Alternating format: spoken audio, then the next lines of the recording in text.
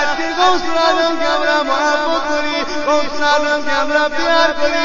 এই গৌসুল আজম কার বাচ্চা ছিল? এই গৌসুল আজম অন্য কারো নয় গো, এই মুহররমের চাঁদে যিনি শহীদ হয়েছিলেন আল্লাহ নবীর সবথেকে প্রিয় ইমাম হাসান হোসেন। এই হোসেনকে মুহররমের চাঁদে আশুরা তারিখে শহীদ করা হয়েছিল।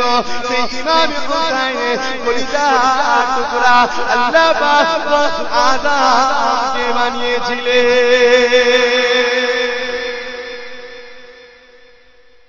ইমামে হোসেন হুজুর আওলাদ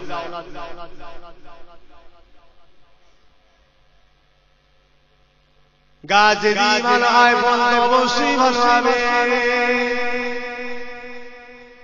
গাছ যদি খারাপ হয় ফল অবশ্যই খারাপ হবে। ও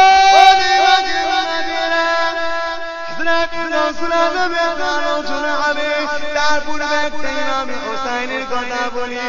আল্লাহ ইমামে হোসেনকে তিনি আমল করে বানিয়েছিলেন ইমামে হাসান হোসেনের দরজা আল্লাহ বাকি দিয়েছিলেন।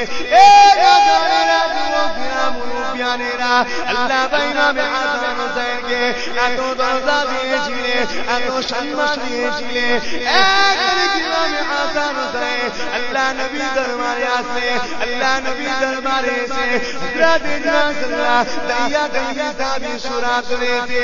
আল্লাহ নবী দরবারে এসে বসে হযরত ইমামে হাসান হোসেন এটা যে জিবরাইল বুঝতে না পেরে দাইয়া দাইয়া সাহাবী মনে করে হযরত ইমামে হাসান হোসেন হযরত রাসূলুল্লাহকে একজন ডান দিকে কোলে অপরজন বাঁ দিকে কোলে বসে একটু সম্মান করছে, কিছু যেন খুদাখুদি করছে।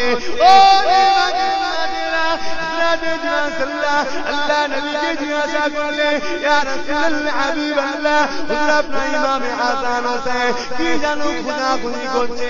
আল্লাহ নবী বলেছিলেন এ হযরত জিবরাইল মনে ব্যথা নিও না গো, এ হযরত জিবরাইল হাসান হোসেন আপনাকে চিনতে পারে না। এটা মনে করছে দাইয়া কালমি সাহাবী। যখন দাইয়া কালমি সাহাবী আমার দরবারে এসে বসে ইমাম হাসান হোসেনকে কিছু দিবার জন্য নজরানা শুরু কিছু মিঠা নিয়ে আসে।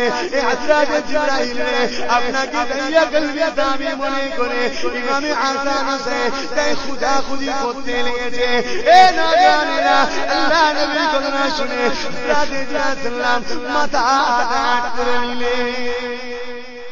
মনটা খারাপ। আল্লাহ রাসূল চিন্তা করে জিবরাইল